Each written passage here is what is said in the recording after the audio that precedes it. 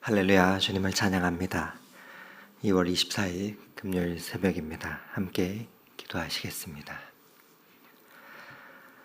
사랑의 하나님, 오늘도 우리에게 생명 주시고 하루도 새로워질 수 있는 아름다운 시간들을 허락하여 주시니 감사합니다. 나보다 나를 더 잘하시고 나보다 나를 더 사랑하시는 하나님께 우리의 삶을 향한 계획 가운데 인도하고 계심을 오늘도 신뢰하며 믿음으로 고백을 드리게 하여 주시옵소서. 때로 우리의 인생을 향한 하나님의 계획하심을 발견하지 못하고 또 두려움 가운데 주저하며 불안과 염려 가운데 있는 영혼이 있다면 성령 하나님, 우리의 믿음의 눈을 열어주셔서 오늘도 신실하게 우리를 돌보시는 하나님의 손길을 목도하는 은혜가 있게 하옵소서. 하나님 아버지, 오늘은 이 나라와 민족을 위해 기도합니다. 날이 갈수록 출생하는 생명의 수는 급감하며 인구 감소 위기 가운데 있는 이 나라를 주님 긍휼히 여겨 주옵소서. 하나님의 형상으로 창조하신 인간의 존엄과 생명을 존중하는 문화가 이 사회 가운데 이 땅 가운데 나타나고 개선되게 하옵소서. 이 일에 한국교회가 생육하고 번성하며 땅에 충만하라는 그 말씀을 굳게 잡고 감당하게 하옵소서.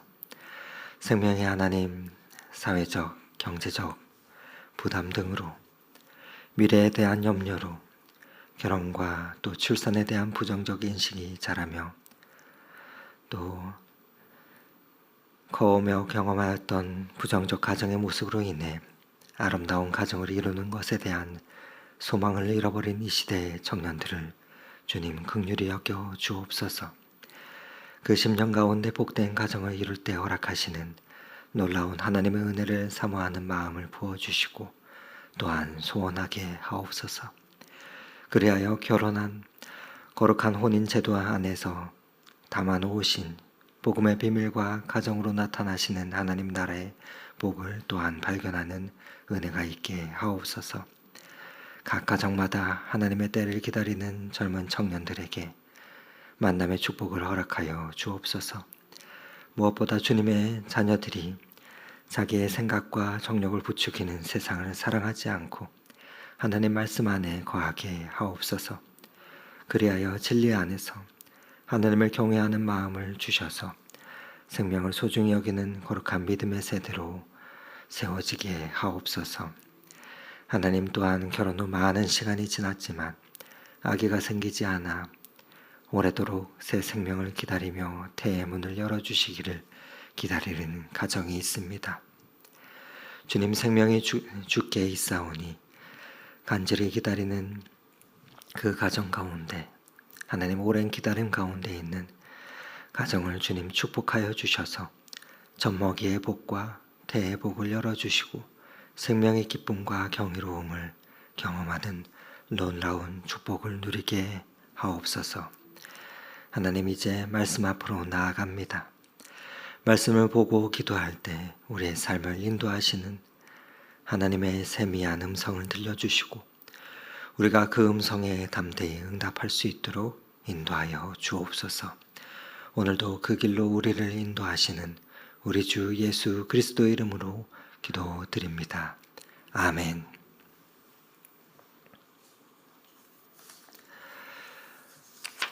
오늘 함께 은혜 나눌 하나님의 말씀은 시편 15편 1절에서 5절의 말씀입니다.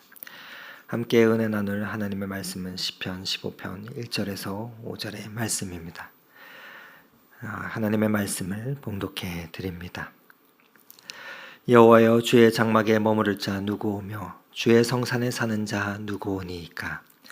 정직하게 행하며 공의를 실천하며 그의 마음에 진실을 말하며 그의 혀로 남을 허물하지 아니하고 그의 이웃에게 악을 행하지 아니하며 그의 이웃을 비방하지 아니하며 그의 눈은 망령된 자를 멸시하며 여호와를 두려워하는 자들을 존대하며 그의 마음에 서원한 것은 해로울지라도 변하지 아니하며 이자를 받으려고 돈을 구워 주지 아니하며 뇌물을 받고 무지한 자를 해하지 아니하는 자니 이런 일을 행하는 자는 영원히 흔들리지 아니하리로다. 아멘. 어제에 이어서 계속해서 오늘 읽은 시편 10여 편의 말씀도 역시 다윗이 쓴 시라고 표제어에 기록이 되어 있습니다. 오늘 다윗은 질문으로 시를 시작하고 있습니다.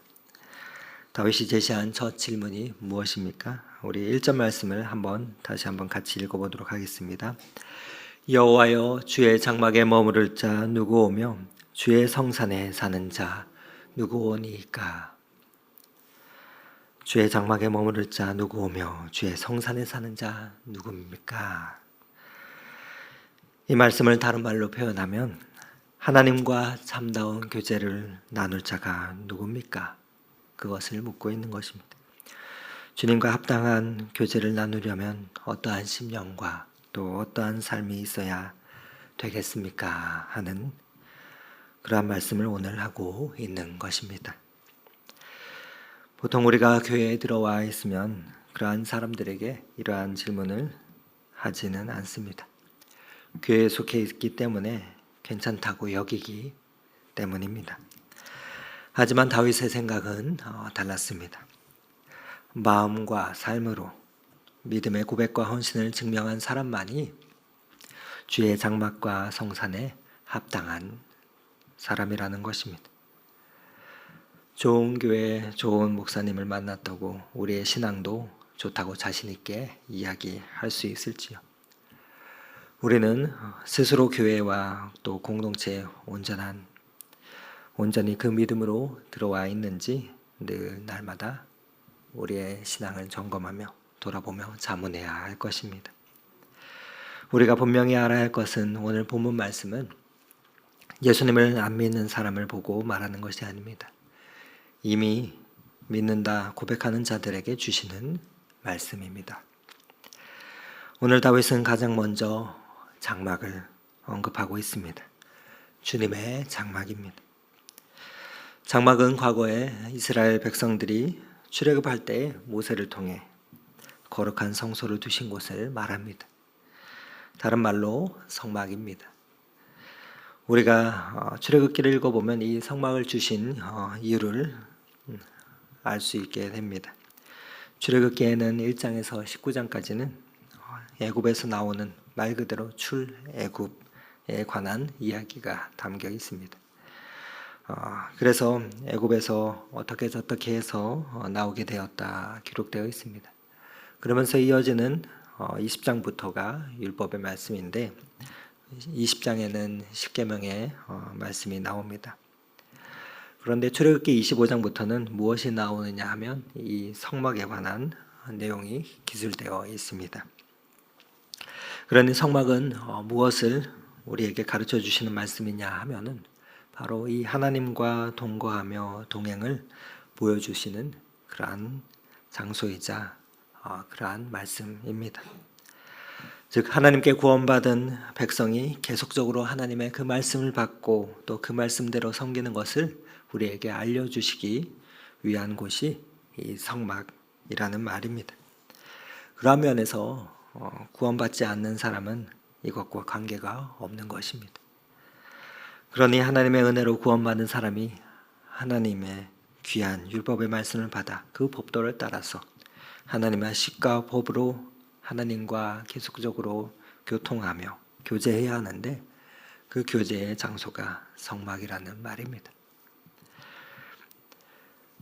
오늘날로 말하면 교회이지요. 그러한 면에서 성막은 영적인 의미에서 두 가지를 예표합니다. 하나는 그리스도를 예표하는 것이고 다음은 다른 하나는 그리스도의 몸된 교회의 예표가 됩니다. 왜냐하면 그리스도로 말미암아 누구든지 하나님께로 나올 수 있기 때문입니다. 가만히 성막에 대해서 기록한 그 말씀들을 읽어보면 전부가 다 예수님과 관계되어 있습니다. 그것을 자세히 알려면 출애굽기 25장부터 끝까지 다 읽어봐야 합니다. 나중에 기회가 된다면 이에 대해서 자세히 공부할 수 있는 시간이 있으면 좋을 것 같습니다. 아무튼 구약의 성도가 성막을 통해서 하나님께 나아가는 것은 오늘날 성도가 그리스도를 의지하여 하나님께 나아가는 그 원리와 같습니다. 교회를 가르쳐 예수님의 몸이라 말합니다. 그래서 성막은 교회와 그림자적인 그러한 관계가 있습니다. 우리가 예수님을 믿고 구원받은 후에 하나님의 말씀에 순종하며 살아가야 됩니다. 이 말은 바꾸어 말해 하나님과 계속해서 말씀을 따라 교제해야 함을 의미합니다. 성도가 하나님께 기도하며 또 말씀을 듣고 이를 따라 순종하는 이것이 하나님과의 교제입니다. 우리가 육신의 부모님과 함께 교제하는 것도 마찬가지가 아니겠습니까? 부모님에게 나의 이야기를 하고 또 부모님의 말씀을 듣기도 하며 부모님의 말씀을 들은 대로 또 반응하며 또 순종하지요. 그것이 원만한 교제의 관계이죠. 그러한 면에서 오늘 주시는 말씀에서 하나님과 교제하는데 이러이러한 사람이라야 하나님께 나아갈 수 있다. 주의 성소에 주의 장막에 성산에 거할 수 있다 하는 그 말씀입니다. 이 말씀은 다른 것이 아닙니다. 바로 한마디로 하나님의 성품을 닮아야 된다는 말씀입니다. 우리가 하나님과 교제할 때 먼저 하나님의 성품을 알아야 하나님과 바르게 교제할 수 있습니다. 기도도 올바로 할 수가 있습니다. 말씀도 바르게 받을 수 있습니다. 그리고 순종도 온전히 할 수가 있습니다. 그것을 염두에 두고 오늘 말씀을 생각해 보면 오늘 말씀을 이해하는 데 도움이 됩니다. 오늘 시편 기자는 가장 먼저 누구와 교제한다 고백하고 있습니까? 바로 여호와 하나님이시죠. 우리는 그분을 주님이라 부릅니다. 그분이 내 인생의 주인이 되시고 나는 나의 주인이 되시는 그분과 교제합니다.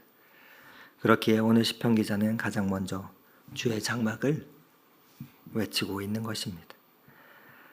장막은 무엇을 하는 곳입니까? 장막은 천막입니다. 다른 말로 성막이라고 말씀을 드렸습니다. 성막이란 거룩한 천막이라는 것이죠. 출애굽 당시에 광야 생활을 하던 이스라엘 백성들은 장막에서 잠을 자고 생활을 하였습니다. 그래서 그 장막은 안식의 장소였습니다. 광야에는 땡볕이 있지만 장막 안은 시원했습니다. 성막 안은 시원했습니다. 왜냐하면 네 겹으로 된 아주 두꺼운 천으로 또 막으로 만들었기 때문이었습니다.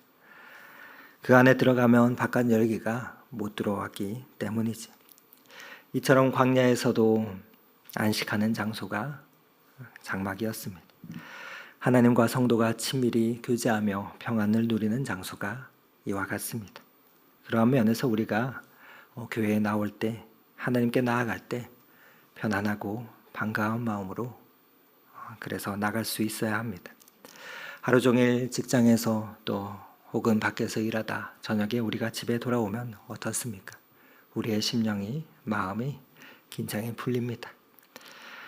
세상에서 실컷 고생하며 또 하루 종일 어려운 일을 당해도 하나님 앞에 나올 때는 그 앞에 나와 울며 어찌하든지 가서 나의 마음을 꼭 내어놓으며 우리를 품에 안아주시는 그 하나님 앞에서 모든 것을 맡겨야 하는 것과 마찬가지입니다. 우리의 사랑하는 자녀들이 안 좋은 일을 겪어서 엄마한테 와서 우는 것처럼 그런 면에서 우리는 하나님께 나아와 실컷 우리의 심정을 다 털어놓는 그러한 마음으로 들어오는 것이 주의 성소의 장막에 나아가는 자, 거하는 자의 태도인 것입니다. 그런 면에서 우리가 하나님의 성전에 나올 때 우리는 아무것도 가릴 것 없이 우리의 체면을 벗어버리고 여호와 하나님 앞에서 괴로우면 괴로운 대로, 즐거우면 즐거운 대로, 감사하면 감사한 대로 그 마음을 우리는 내어놓을 수 있어야 할 것입니다. 그것이 하나님 앞에 나아가는 바른 자세이자 또 하나님 앞에서 주님의 장막에 거하는 자의 가져야 할 평안이요 우리의 심정인 것이기 때문입니다. 장막은 친밀한 주님의 그 인자하심을 맛보는 곳이기 때문입니다. 사랑과 안식과 은총의 장소이기 때문입니다. 이어지는 뒤의 표현 가운데는 주의 성산에 대해 성산은 무엇입니까? 라며 말합니다. 성산은 거룩한 산, 구별된 장소를 말하는 것이죠. 성산은 그 장소의 성별을 강조한 것입니다.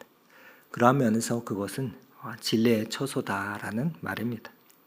거짓된 것이 들어올 수 없고 악한 것이 들어올 수 없는 곳, 미워하는 자가 들어올 수 없는 곳이라는 뜻입니다. 그러니까 장막이라는 말은 하나님의 인자를 강조하는 명칭이요, 성산이라는 말은 하나님의 진리의 처소를 강조하는 표현인 것입니다. 하나님 앞에는 이 두 가지가 같이 있습니다. 인자와 진리가 함께 있는 그곳이 어디입니까? 주님의 장막인 바로 교회입니다.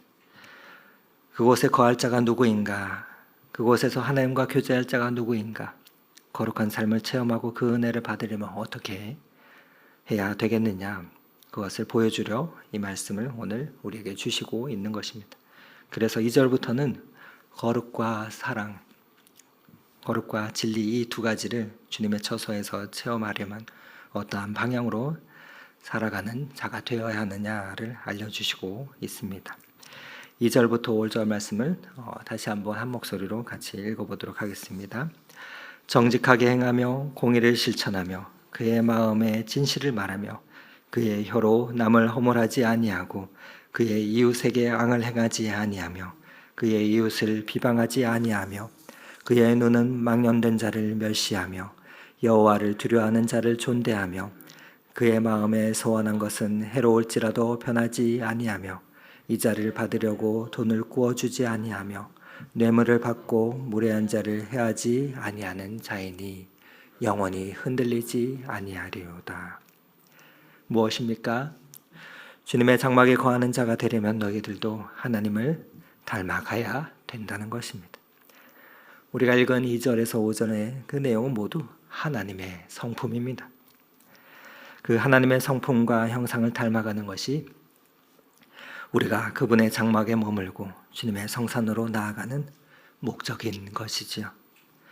비록 그 길이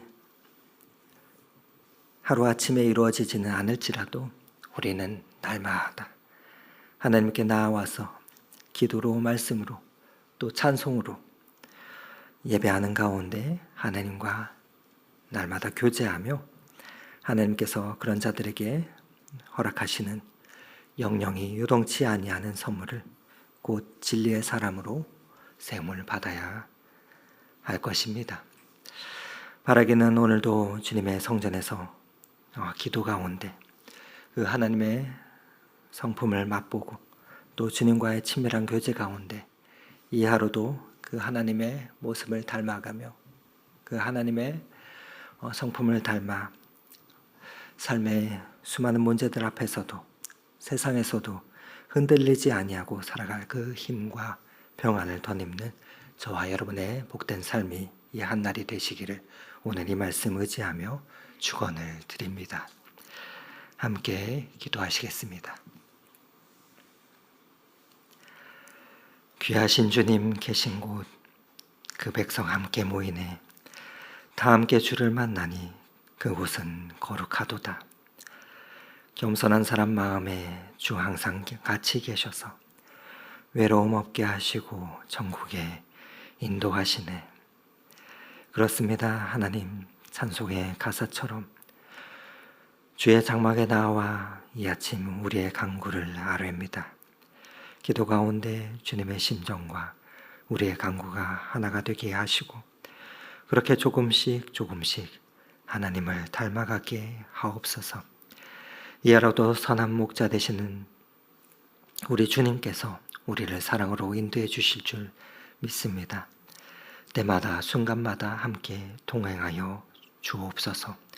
우리를 오늘도 사랑으로 품으시는 예수 그리스도 이름으로 기도드립니다. 아멘. 계속해서 각자의 기도 제목을 가지고 더 깊은 기도의 자리 가운데 나아가겠습니다.